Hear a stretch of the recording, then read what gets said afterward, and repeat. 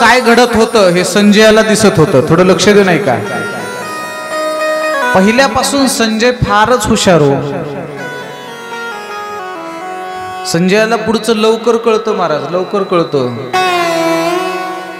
महाभारतातल्या संजयालाही लवकर कळलं होतं आणि महाराष्ट्रातल्या संजयाला बी लवकर कळलं की 3 पक्षाचं सरकार बनणार आहे. संजयाकडे काहीतरी वेगळी दृष्टी आहे. महाभारतात कुरुक्षेत्रावरती काय घडावं हे सांगावं. दोन्ही सैन्यांच्या मधोमध अर्जुनाचा रथ उभा आहे. लढाई तयार आहे, लढाईसाठी सैन्य तयार आहे, आता सुरू होणार आहे. तेवढ्यात अर्जुनाने एक कटाक्ष टाकला आणि समोर पाहिलं आणि पाहिल्याबरोबर लक्षात आलं याच्याकडे तर मुनी माझे काका आहेत, मामा आहेत, आजोबा आहेत, पंजोबा आहेत, गुरु आहेत. आणि स्वतःच्या जवळ असणारं गांडीव नावाचं धनुष्य अर्जुनाने खाली टाकलं आणि कृष्ण कन्हैयाला सांगितलं, हे सख्या, हे कृष्णा, माझ्या लोकांना मारावं, माझ्या लोकांच्या विरोधात उठावं, माझ्याच लोकांचा मी काटा काढावा आणि मी राजाच्या पदावरती बसावं, मी सत्तेच्या पदावरती आरूढ व्हावं, ही माझ्या नीतिमत्तेला पटत नाही. स्वतःच कर्तव्य विसरलेल्या अर्जुनाने शस्त्र खाली टाकलं. त्यावेळेला शस्त्र टाकलेल्या विन्मुख झालेल्या अर्जुनाला शस्त्र घेण्यासाठी जो काही उपदेश केला, कर्तव्याची जाणीव केली, तो उपदेश म्हणजेच श्रीमद भगवद्गीता आहे. पुन्हा लक्षात ठेवा, भगवद्गीतेमध्ये एकूण 18 अध्याय आहेत आणि 700 श्लोक आहेत. आपल्या आयुष्यामध्ये जर 18 अध्याय पाठ करता आले तर जरूर करा. नाही करता आले तर किमान 2 अध्याय तरी पाठ करा. 15वा करा, 12वा करा. नाहीच तो करता आला तर एखादा अध्याय तरी पाठ करा. नाही तेवढा करता आला तर निदान एखादा तरी श्लोक पाठ केल्याशिवाय मरू नका. भगवद्गीतेचा श्लोक वाचला पाहिजे, ऐकला पाहिजे. जगण्याचा मूलमंत्र देणारा ग्रंथ आहे श्रीमद भगवद्गीता आणि मरण्याचा मूलमंत्र देणारा ग्रंथ आहे श्रीमद भागवत महापुराण. ऐका मायबाप, भागवताच्या महतीने काय होतंय. 7च दिवस आयुष्य उरलं होतं. 7च दिवसाच्या आयुष्यामध्ये राजा परीक्षितीचा उद्धार झाला. त्याच्या अगोदर भागवत महात्म्याच्या कथेमध्ये काल आपण गोकर्णाची कथा थोडीशी घाईघाई सांगितली होती, वेळ संपत आल्यामुळे. एक थोडक्यात ती कथा पुन्हा एकदा रिव्हिजन करतो आणि पुढे चालतो. ऐका. आत्मदेव नावाचा एक ब्राह्मण आहे. त्याचं नाव आहे, लक्षात ठेवा, मी शेवटच्या दिवशी सगळे नावं विचारणार आहे.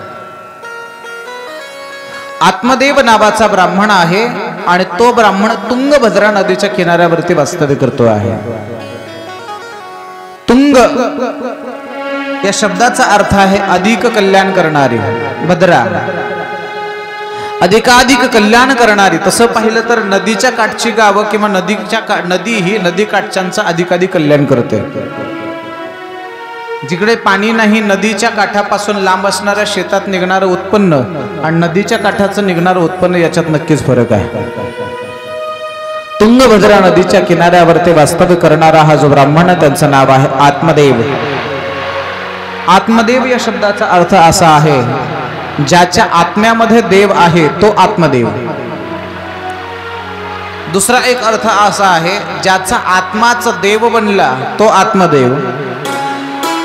आणि ज्याच्या आत्मतत्वामध्ये आणि देवतत्वामध्ये भिन्नत्व न राहता एकतत्व झालं त्यालाच म्हणावं आत्मदेव.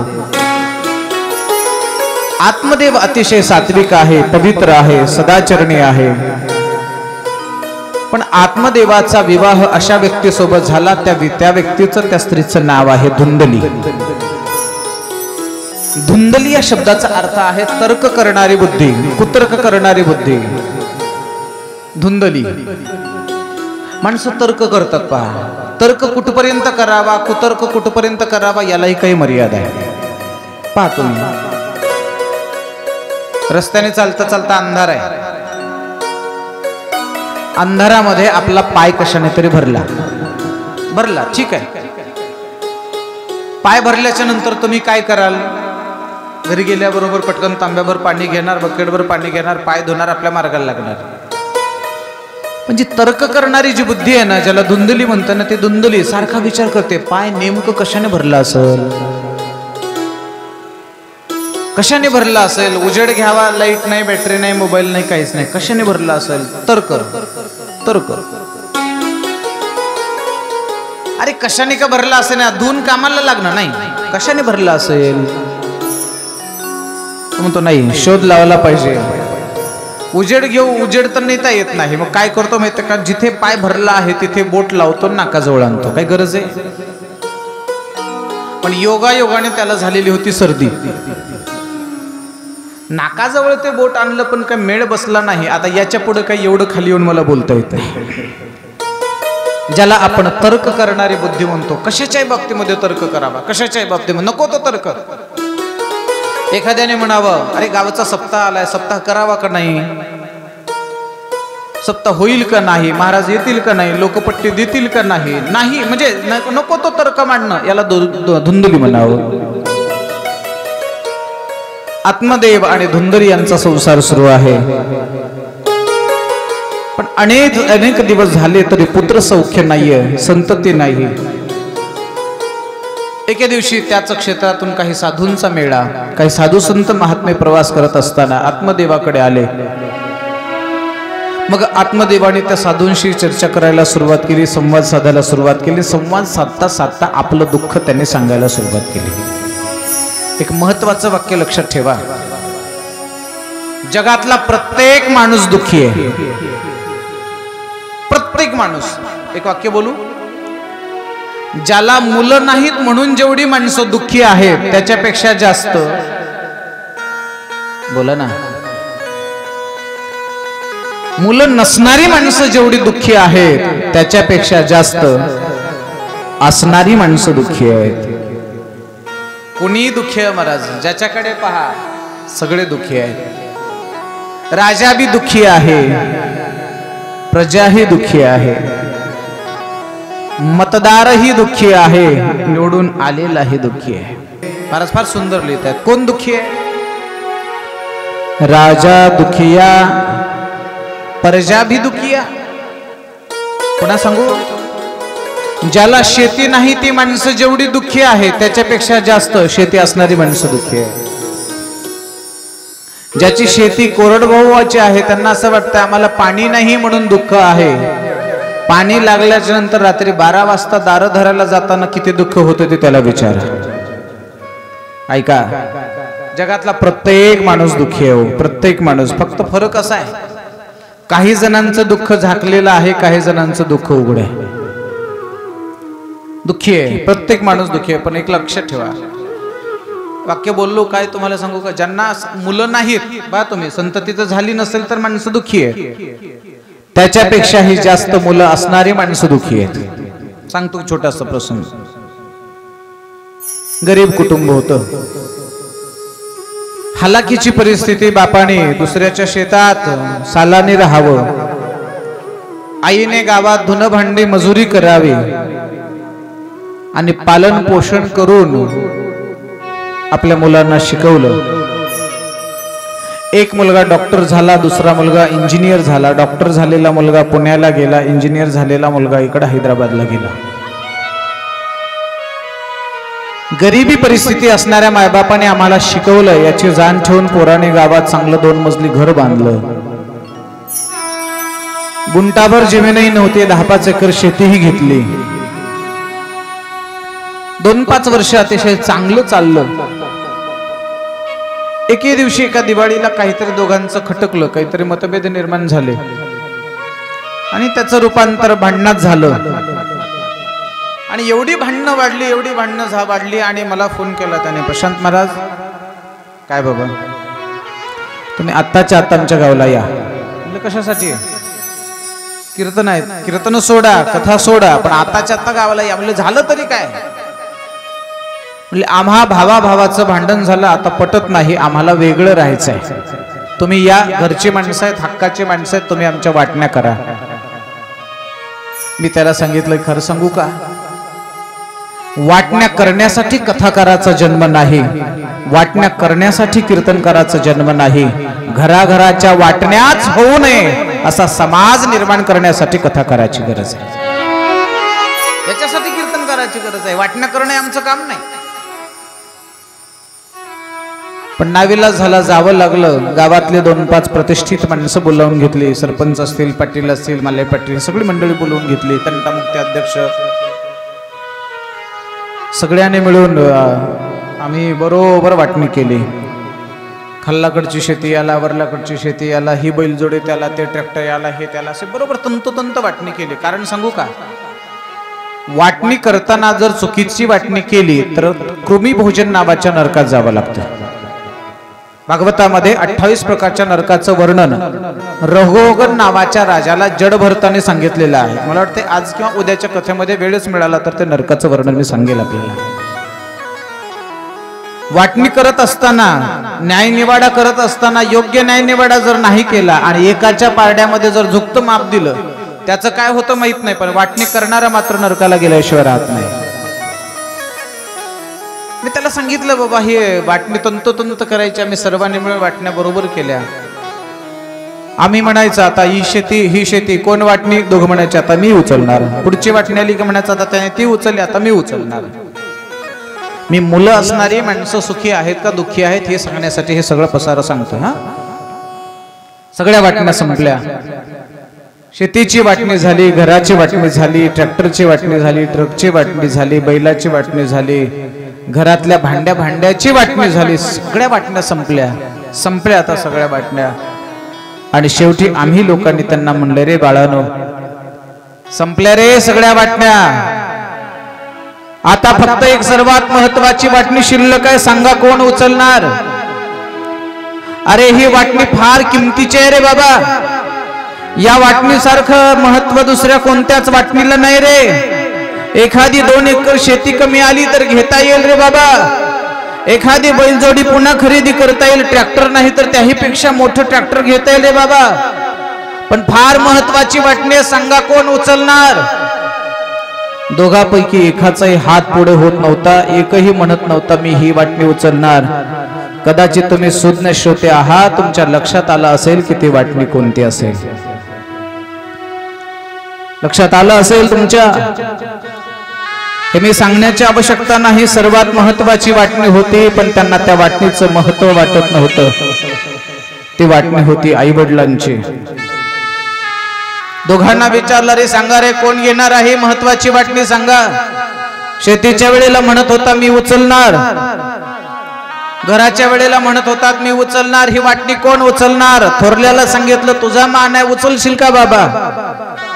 त्याने सांगितलं मी उचलली असती, पण माझा फ्लॅट लहान आहे, मी माझी 2 पोरं सोडून 4था माणूस राहू शकत नाही, 5वा माणूस राहू शकत नाही, मी ही वाटणी उचलू शकत नाही. धाकट्याला विचारलं, अरे त्याने तर नाकारली, किमान तू तरी. त्याने सांगितलं माझाही रो हाऊस लहान आहे. दोघांनी ही वाटणी उचलायला तयार नाहीत. म्हातारी कोपऱ्यात बसून माझ्याकडे पाहत होते, डोळे भरून आणत होते. पण म्हातारीचा विश्वास होता, त्यांचा विश्वास होता की गावातली 4 माणसं आमची काहीतरी व्यवस्था करतील. डोळे भरून आलेल्या म्हाताऱ्याकडे आम्ही गेलो, डोक्यावर हात फिरवला, डोळे पुसले, बाबा काळजी करू नका, तुमची व्यवस्था आम्ही करून देऊ. तेवढ्यात गावातल्या एका प्रतिष्ठित माणसाने असा पर्याय काढला, अरे काय झालं का वाटणी उचलत नाही, सांगा ना तुम्ही. त्यांनी सांगितलं आमच्याकडे 2 माणसं एकदा जर वाढली तर ऍडजस्टमेंट होत नाही. गावातल्या एका प्रतिष्ठित माणसाने मधला मार्ग काढला, महाराज असं करा ना, 2 जणांना न्यायला यांना त्रास होत असेल किंवा ऍडजस्टमेंट होत असेल, असं करा ना, आपण मधला एक मार्ग काढू, एकाकडे माय देऊ, एकाकडे बाप देऊ. मी त्यांना सांगितलं मी हे पाप माझ्या आयुष्यात नाही करणार. मायबापाची पती पत्नीची ताटातूट केल्यावर काय होतं, मी एक भागवत कथाकार आहे, मी एक रामकथाकार आहे, आम्हाला माहिती आहे त्याच्यात काय होतं ते सांगतो ऐका. सीतामाता लहान होत्या. राजा दशरथांच्या जनकपुरीमध्ये एक व्यापारी एका पिंजऱ्यामध्ये पोपट आणि मैना घेऊन जात होते. जाता जाता सीतामातेने त्या पोपटाकडे पाहिलं, मैनेकडे पाहिलं आणि त्या व्यापाऱ्याला विचारलं पोपट मैनेची किंमत किती आहे. सांगितलं 200 रुपये.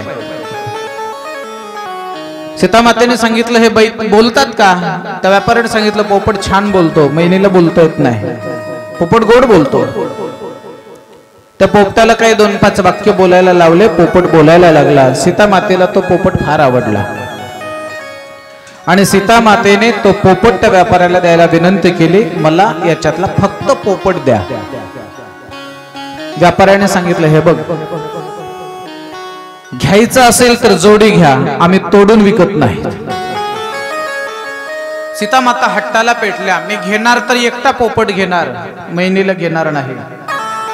सीता माता म्हणते पोपट द्या, व्यापारी म्हणतात देणार नाही. शेवटी सीता मातेने धमकी दिली, तुला माहिती आहे का म्हणली मी कोण आहे? जनकपुरीचा राजा मिथिला नरेश दशरथ महाराजांची मी कन्या आहे. माफ करा, जनक महाराजांची मी कन्या आहे, राजाची कन्या आहे. आणि जर ठरवलं तर तुला 2 मिनिटाच्या आत बंदीशाळेत टाकू शकते, जेलमध्ये टाकू शकतो. म्हणल्यावर व्यापारी असा लटलट लटलट कापायला लागला. व्यापाऱ्याने सीतेला हात जोडले, मी जोडी तोडून विकत नाही बरं, असं नका करू. पण सीता माता दुराग्रहाला बळी पडून अति हट्ट करायला लागल्या. आणि शेवटी इच्छा नसताना सुद्धा त्या व्यापाराच्या मनाच्या विरोधात सीता मातेने फक्त पोपट घेतला, पिंजऱ्याचा दरवाजा बंद केला आणि मैनीला घेऊन तो व्यापारी पुढे पुढे निघाला. ते पिंजऱ्यातली मैना एकदा पोपटाकडे पाहत होते, एकदा सीतेकडे पाहत होते. धाय मोकलून रडत होते, डोळ्यातून अश्रू आणत होते. आणि ती मैना सीतेला म्हणत होती, सीते, माझ्या मालकाची आणि माझी ताटातूट करू नको. सीते, पतीपासून दूर गेल्यानंतर काय दुःख होतं हे तुला ठाऊक नाही. सीते, माझ्या मालकापासून मला दूर करू नको. तरीही सीता माता ऐकायला तयार नाही. तेव्हा रडलेल्या अवस्थेत, दुःखी अवस्थेमध्ये ती मैना सीता मातेला शाप देते, सांगते, आज माझ्या मालकापासून तू मला दूर करतेस, माझा शाप आहे तुला, एक दिवस तू सुद्धा तुझ्या मालकापासून दूर राहशील. आणि या मैनेचा शाप होता म्हणून सीता मातेला रामाला सोडून अशोकवनात राहावं लागलं. पोपटाची मैनीची जर ताटातूट केल्यावर देवाच्या बायकोला जर एवढं प्रायश्चित्त असेल, तर पती पत्नीची मायबापाची ताटातूट केल्यानंतर आमच्यासारख्या कथाकाराला कुठं जाऊन भोगावं लागेल कोणास ठाऊक. गावातल्या मंडळीला विनंती केली की हे काय मला पटत नाही. पुन्हा पुन्हा विनंती केली दोन्ही पोरांना, एकही मुलगा घ्यायला तयार नव्हता. शेवटी आम्ही असा विचार केला, चला होऊ द्या एखादं पाप आपल्या हातून, पण निदान कमीत कमी त्यांच्या खाण्याची तरी व्यवस्था होईल. 2 कथा जास्त करू, 2 कीर्तन जास्त करून झालेलं पाप फोडून टाकू असा विचार केला. आणि शेवटी आम्ही निर्णय घेतला की ठीक आहे, एकाच्या वाट्याला बाप दिला आणि दुसऱ्याच्या वाट्याला माय दिली. बापाला घेऊन पोरगा पुण्याला गेला, माईला घेऊन मुलगा हैदराबादला गेला. कधीच एकमेकाला सोडून न राहणारे म्हातारं म्हातारे एकमेकापासून दूर गेली, खचून गेली. 2 वर्षात म्हातारं मरून गेलो, मेलं म्हातारं. बाप मेल्यानंतर दोघांचा वाद सुरू झाला. गोड जेवण आले 10 दिवसावर, गोड जेवणाचा खर्च कुणी करायचा? तुम्ही कितीही कमवा, 2 पोरं असतील तर मोहरीपासून हिशोब घेणार आहे, तेवढं लक्षात ठेवा. गोड जेवणाचा खर्च कोणी करायचा याच्यावरून वादंग वाजायला सुरुवात झाली. लोकांनी मध्यस्थी केली, दोघांनी मिळून गोड जेवण केलं. कसा तरी कार्यक्रम संपन्न झाला. जिकडे तिकडे ज्याच्या त्याच्या कामाला लागले. 5-6 महिने झाले. 5-6 महिने झाल्यानंतर ज्याच्याकडे माय होती त्याने आम्हाला फोन केला, महाराज त्याच्या वाट्याला बाप दिला, माझ्या वाट्याला माय दिली. त्याच्या वाट्याचा बाप मरून गेला, आता माझ्या वाट्याचे माय किती दिवस जगते कोणास ठाऊक. मग ही माय मी किती दिवस सांभाळायची? काय फक्त माझीच आई आहे का? मग काय म्हणणं तुझं बाबा सांग. काही नाही म्हणलं, माईची वाटणी केली पाहिजे. ठीक आहे, काय हरकत नाही. आम्ही अशी वाटणी केली. जानेवारी महिना थोरल्याने सांभाळला, फेब्रुवारी महिना धाकट्याकडे पाठव, पुन्हा मार्चकडे, पुन्हा एप्रिल तिकडे, महिनाभर वाटणी केली. 1 वर्ष निघून गेल्यानंतर ज्याच्याकडे जानेवारी महिना होता त्याने आमच्याकडे कंप्लेंट केली आणि बोलायला लागला, कशाला कथा करता, कशाला कीर्तन करता. आम्हाला झालं तरी काय, न्याय देता येत नसेल तर कशाला कीर्तन सांगता? झालं तरी काय सांग ना. त्याच्या वाट्याला तुम्ही फेब्रुवारी महिना दिला आणि माझ्या वाट्याला तुम्ही जानेवारी महिना दिला, मग काय चुकलं? तुम्हाला माहिती आहे का म्हणलं, जानेवारी महिन्यामध्ये 31 दिवस असतात आणि फेब्रुवारी महिन्यामध्ये 28 दिवस असतात. 3 दिवस मी म्हातारी जास्त का सांभाळायची? आता माझ्या प्रश्नाचं उत्तर द्या. लेकर नसणारी माणसं जशी दुःखी आहेत त्याच्यापेक्षाही जास्त लेकर असणारी माणसं दुःखी आहेत. प्रत्येक जण दुःखी आहे, गरीबापासून श्रीमंतापर्यंत दुःखी आहे. गरीब माणसाला खायला भेटत नाही म्हणून दुःख आहे, श्रीमंत माणसांना खाल्लेलं पचत नाही म्हणून दुःख आहे. पाहतो फक्त एक करायचं, प्रत्येक माणसाला दुःख आहे, फक्त आपलं दुःख योग्य व्यक्तीच्या समोर कथन करा. नाहीतर लोक अशी विचित्र आहेत महाराज, आपलं रडून ऐकतात आणि बाजूला गेलं की तेच दुःख हसून सांगतात. शाण्या माणसाने आपलं दुःख कोणासमोर प्रकट करायचं नाही. प्रकटच करायचं असेल आपलं दुःख तर स्वतःच्या आई वडिलांच्या समोर प्रकट करा. प्रकट करायचं असेल तर आपलं सुख दुःख देवाच्या समोर प्रकट करा, नाही तर संतांच्या समोर प्रकट करा. एवढ्या 2-3 जागा सोडून दुःख प्रकट करण्याकरता एकही जागा जगात शिल्लक नाही. सांगा, एकतर देवाला सुख सांगा, देवा सांगू सुख दुःख. देवाला सुख सांगा, देवाला दुःख सांगा. माझ्या साधू संतांना दुःख सांगा. आत्मदेवानी त्या साधूंची भेट झाल्यानंतर त्या साधूंना आपलं दुःख सांगायला सुरुवात केली. हे साधू, परमार्थ भरपूर करतोय, अन्नदान भरपूर करतोय, भगवंताची अविरत सेवा आहे, पण काय प्रारब्ध आहे कोणास ठाऊक. आम्हाला पुत्र सौख्य नाहीये, आम्हाला मुलगा नाहीये. साधूंनी त्यांचं दुःख ऐकलं आणि शेवटी साधूंनी सांगितलं, हे बघ, मुलं बाळ होणं ही एक शारीरिक प्रक्रिया आहे, ही एक प्रारब्धाचा भाग आहे. तसं तर आम्ही अंधश्रद्धा सांगत नाही. तुकाराम महाराजांनी तर स्पष्ट शब्दात लिहिलंय, नवसे कन्या होत पुत्र होती तो का करणे लागे पती. कीर्तनाच्या कथेच्या माध्यमातून अंधश्रद्धा सांगणं हा आमचा उद्देश नाही, पण सांसारिक शारीरिक सर्व गोष्टी व्यवस्थित होण्याकरता साधू कृपेची, संत कृपेची, देव कृपेची गरज लागते. साधूंनी एक समाधान म्हणून त्यांना एक फळ दिलं. ते फळ आत्मदेवाने आपल्या पत्नीला दिलं, तिचं नाव आहे धुंदली. आणि धुंदलीला सांगितलं, हे बघ, हा साधूंचा प्रसाद आहे, हा महात्म्यांचा प्रसाद आहे, हा प्रसाद तू सेवन कर. भगवंताची कृपा असेल, साधूंचा आशीर्वाद असेल तर आपल्याला पुत्र सौख्य नक्कीच प्राप्त होईल.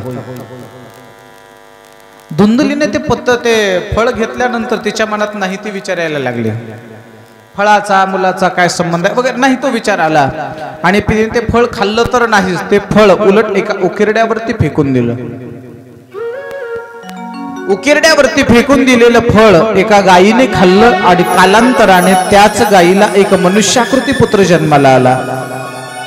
त्याचं शरीर माणसासारखं होतं पण कान मात्र गायीसारखे होते, म्हणून त्याचं नाव ठेवलं गो अधिक कर्ण इति गोकर्ण. इकडे धुंदलीने आपली बहीण गरोदर असताना तिचा मुलगा आपलाच मुलगा म्हणून सांगितला आणि तो आपला मुलगा समजून त्याचं नामकरण ठेवलं, त्याचं नाव आहे धुंदुकारी. काळाच्या प्रवाहात धुंदुकारीही मोठा होतो आहे, काळाच्या प्रवाहात गोकर्णही मोठा होतो आहे. धुंदुकारी अतिशय भ्रष्ट आचरण करणारा आणि गोकर्ण मात्र अतिशय सात्विक आचरण करणारा. बघा तुम्ही, एकाच माईच्या पोटी जन्माला आलेले 2 पोरं सारखे नसतात. बघा तुम्ही, एका घरातले 2 मुलं सारखे नसतात. एखादा पंढरपूरचा वारकरी असतो, दुसरा वारी म्हणलं की डोकं उठतं. एखादा माणूस साधू संत आल्याबरोबर त्यांना मोकळ्या हाताने दान देण्यासाठी तो उदार असतो, पण दुसऱ्याला मात्र प्रत्येकाचा स्वभाव वेगळा आहे. गोकर्ण अतिशय सात्विक आहे, धुंदुकारी मात्र भ्रष्ट आहे. काळाच्या प्रवाहामध्ये धुंदुकारी 5 वेश्यांच्या मागे लागला. 5 वेश्या म्हणजे दुसरं तिसरं काही नसून 5 विषय आहेत. कोणकोणते 5 विषय आहेत? शब्द, स्पर्श, रूप, रस आणि गंध. हा धुंदुकारी 5 विषयाच्या मागे लागला. शब्द हा विषय आहे, नको ते ऐकावं वाटणं, नको ते ऐकायला 200 किलोमीटर खर्च करून जाणं हा शब्द विषय आहे. नको त्याचा संग, स्पर्श विषय आहे.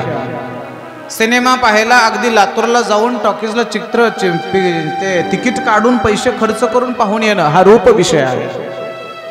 या 5 विषयांच्या पाठीमागे लागलेला तो धुंदुकारी हळूहळू हळूहळू त्याची चैन वाढली, विषयासक्त जीवन वाढलं आणि अधूनमधून तो आईला पैसे मागायचा. लाडका असल्यामुळे आईने लेकराला पैसे द्यायचे. माझी एक विनंती आहे की आपल्या लेकरांचे भरपूर लाड करा, माझा त्याला विरोध अजिबात नाही. पण तुम्ही तुमच्या लेकराला दिलेल्या 5 रुपयाचे त्याने बिस्किट खाल्ले का दुसरंच काही केलं, हेही पडताळणं आई वडिलांचं कर्तव्य आहे. महाराज, लाड असावा लेकराचा, पण तो लाड एवढाही नसावा की त्या लाडामुळे त्याचं आयुष्य बर्बाद होईल. नाहीतर महाराज, काही काही घरातली लेकरं एवढी विचित्र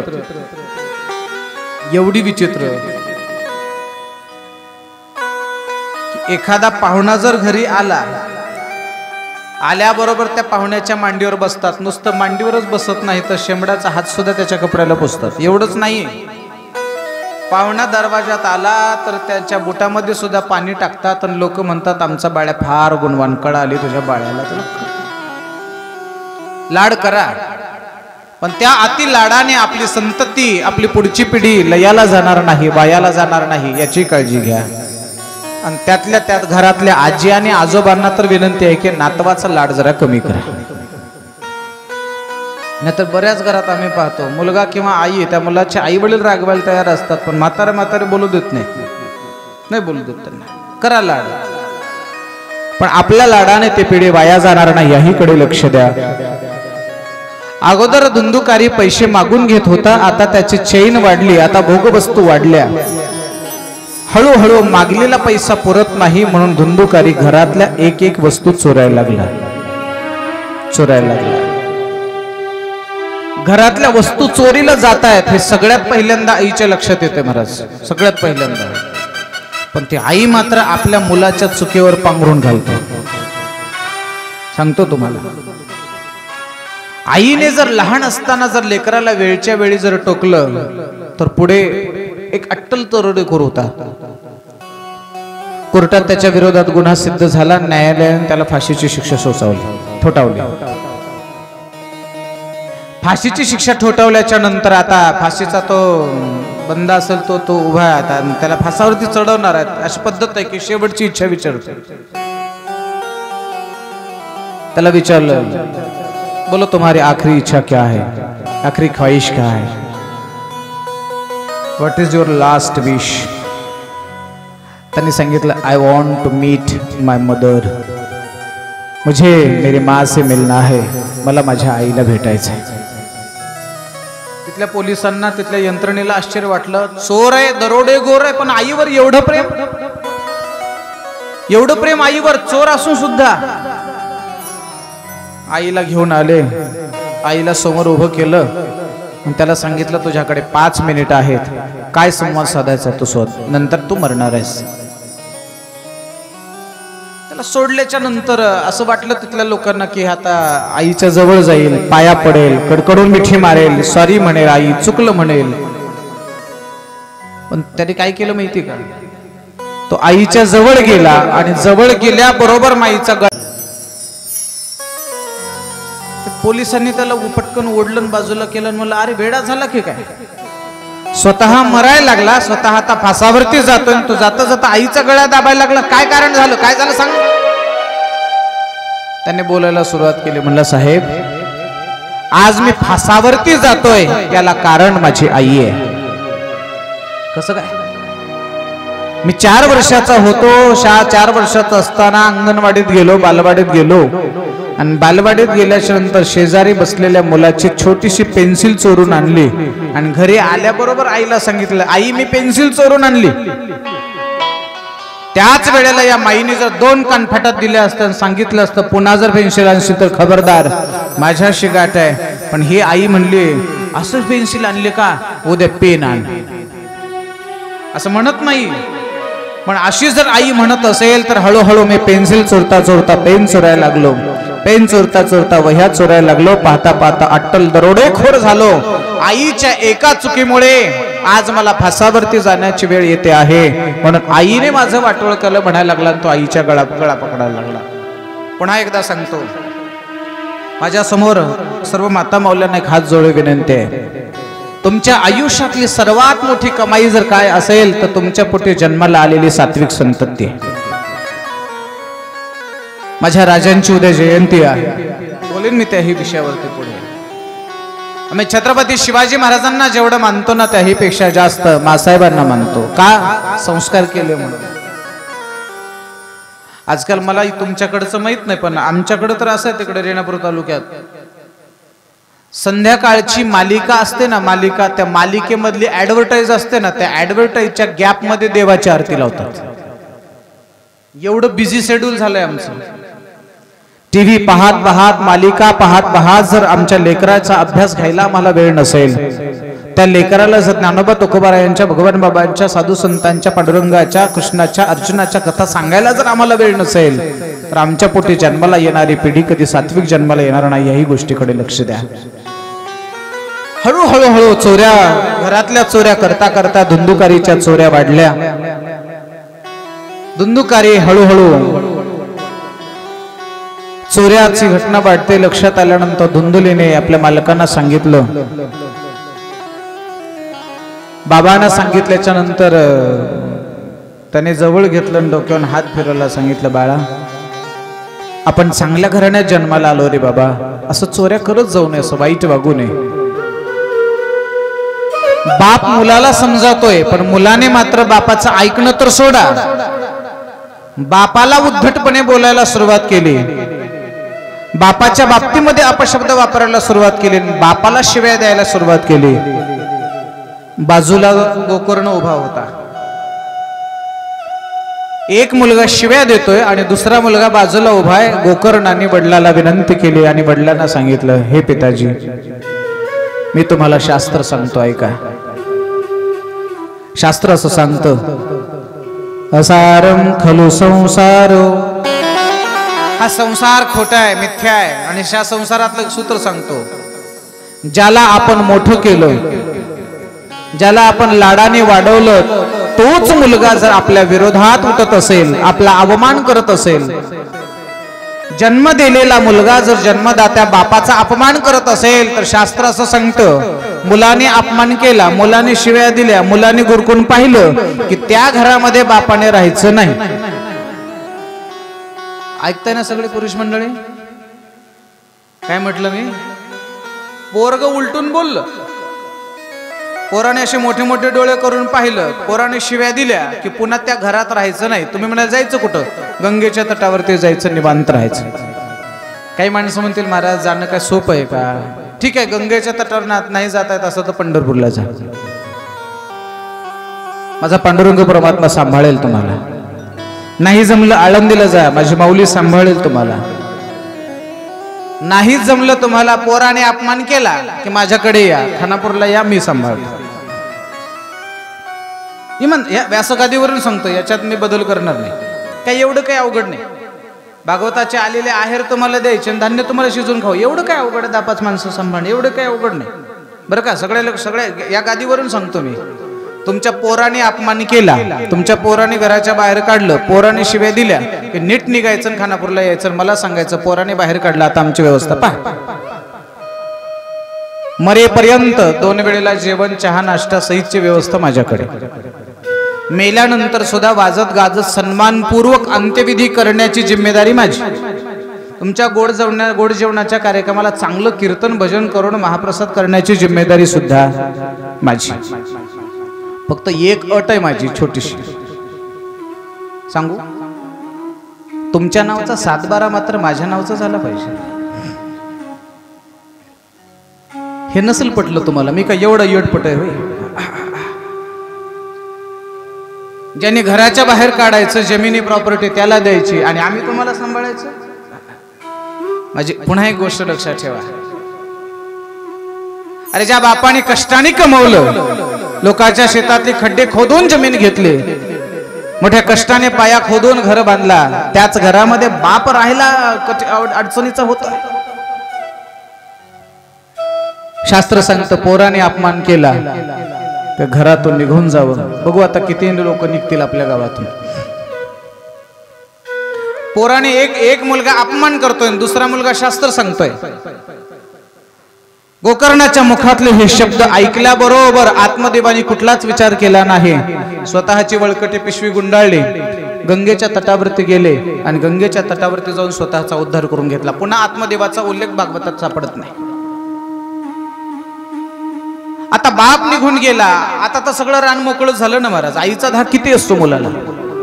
घरातल्या एक एक वस्तू विकल्या, आईचे दागिने विकले,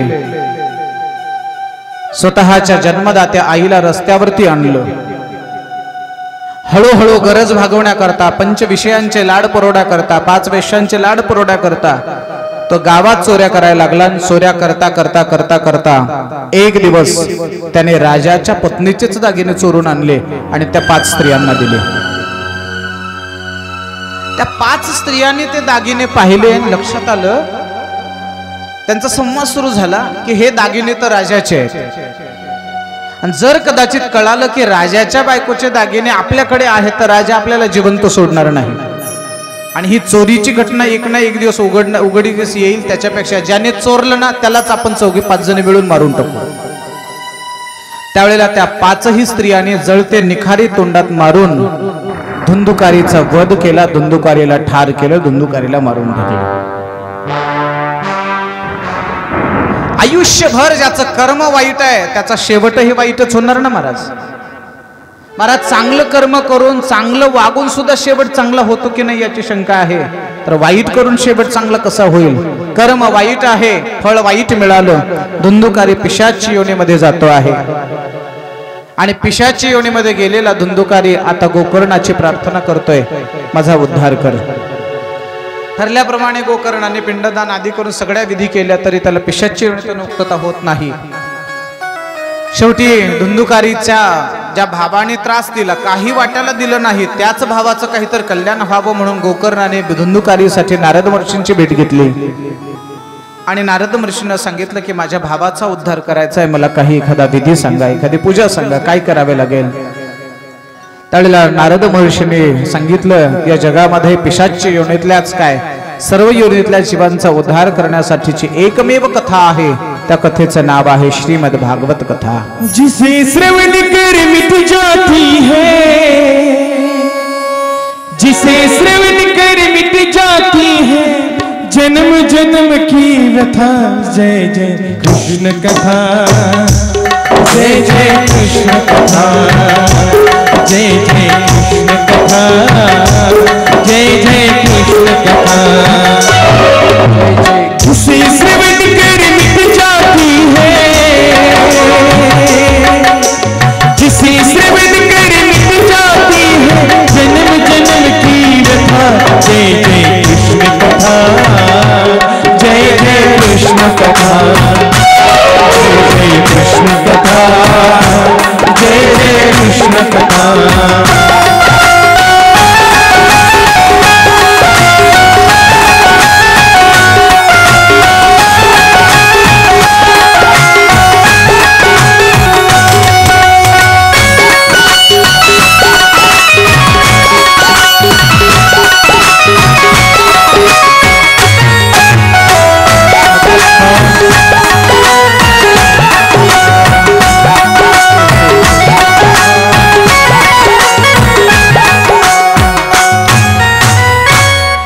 जिसका श्रवण करने से जन्म जन्म का दुख नष्ट हो जाता है, ऐसी कथा जिसको कहा जाता है कृष्ण कथा या भागवत कथा. नारद ऋषी सांगितल्यानुसार सूचनेनुसार धुंदुकारीच्या उद्धारासाठी गोकर्णाने भागवताचं आयोजन केलं. पण त्या भागवताच्या मंडपामध्ये माणसं येतात. भागवताच्या मंडपामध्ये भूतांना येता येते का? बोला ना. भूत भूत भागवताच्या मंडपात येतात का? तुम्ही झोपले का काय? हो तरी म्हणा, नाही तर नाही तरी म्हणा. का भूत मंडपात येतात का? भागवताच्या मंडपामध्ये माणसं येतात, भागवताच्या मंडपामध्ये भूत येतात का? नाही. तर भूत इकडं कशाला येतील? माणसं येतात. ते भागवत कथा आता पिशाची योनीतल्या धुंदुकारीसाठी करायची आहे, पण मंडपामध्ये मात्र येता येत नाही.